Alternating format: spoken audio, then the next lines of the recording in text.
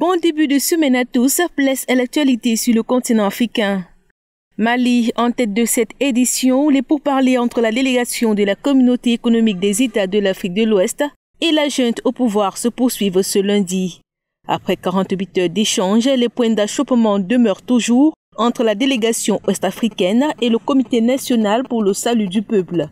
Autour notamment du retour à l'ordre constitutionnel, le sort du président déchu Ibrahim Boubacar Keïta, ainsi que des personnalités arrêtées et la durée de la transition.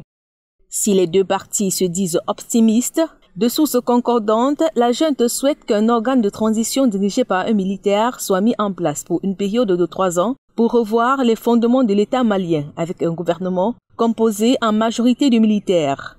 Selon ces mêmes informations, les militaires auraient donné leur accord pour libérer le président Keïta, qui pourra retourner à son domicile de Bamako et pourrait voyager sans problème pour des soins. Son premier ministre Boubou Cissé, arrêté en même temps que lui et détenu dans le camp militaire de Kati, devra lui être déplacé dans une résidence sécurisée à Bamako. Conduit par l'ancien président du Nigeria Goodluck Jonathan, la délégation de la CEDEAO souhaite que la junte revoie sa copie.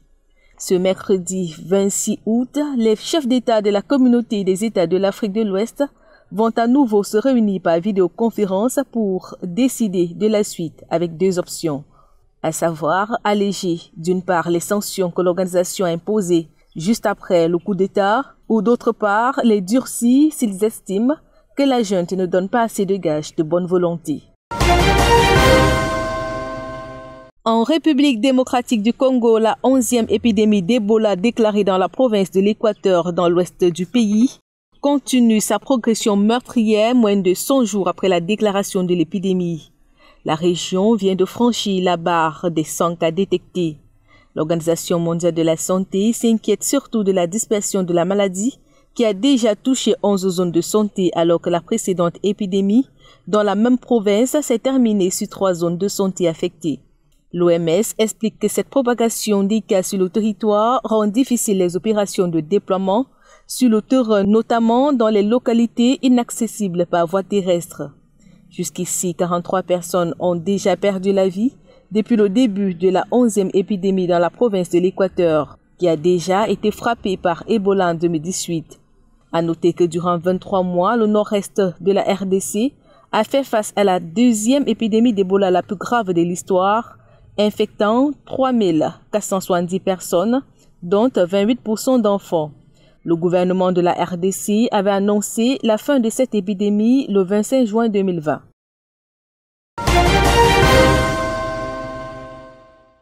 Toujours en République démocratique du Congo, les opposants Martin Fayulu et Adolphe Moussito, 2 leaders de la coalition Lamuka, sont arrivés ce week-end à Kinshasa.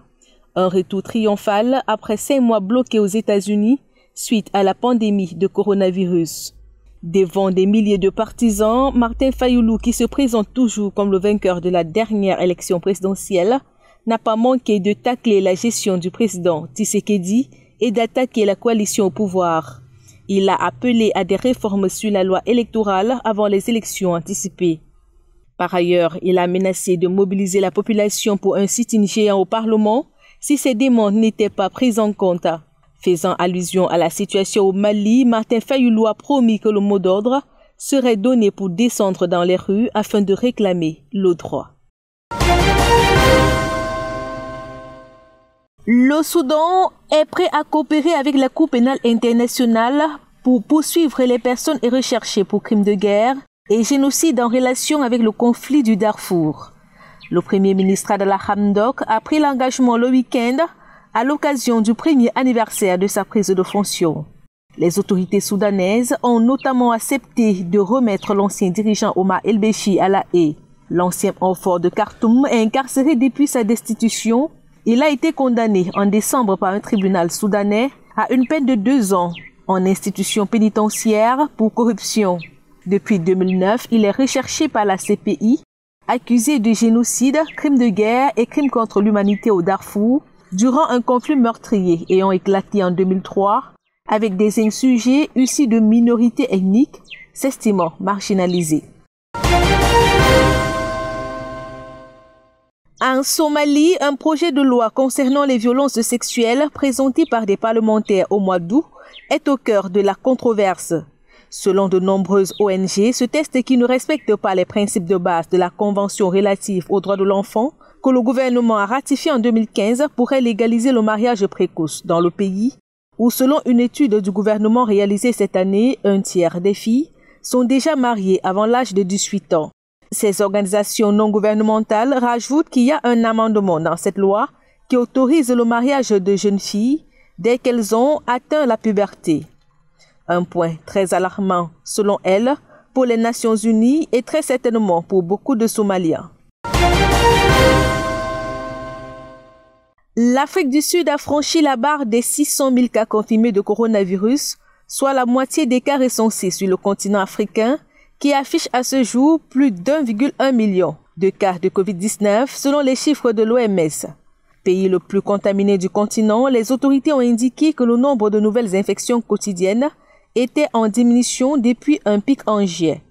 Le pays bénéficie d'un des meilleurs systèmes de santé du continent, mais les accusations de corruption dans la fourniture d'équipements de protection pour les soignants se multiplient. Depuis le 18 août 2020, l'Afrique du Sud est en niveau 2 de confinement, ce qui implique notamment le port obligatoire du masque en public, le respect de la distanciation physique, l'interdiction des rassemblements de plus de 50 personnes. Les autorités sud-africaines ont à nouveau autorisé les déplacements entre les provinces, les zones métropolitaines, la vente d'alcool dans tout établissement agréé ou par le biais du commerce en ligne du lundi au jeudi entre 9h et 17h. Le couvre-feu est désormais observé entre 22h et 4h du matin. En revanche, la fermeture des frontières et les restrictions concernant le trafic aérien international sont maintenues. Les événements sportifs doivent se tenir à huis clos. Le gouvernement encourage par ailleurs la poursuite du télétravail. C'était l'essentiel de l'actualité en Afrique. Excellent début de semaine à tous.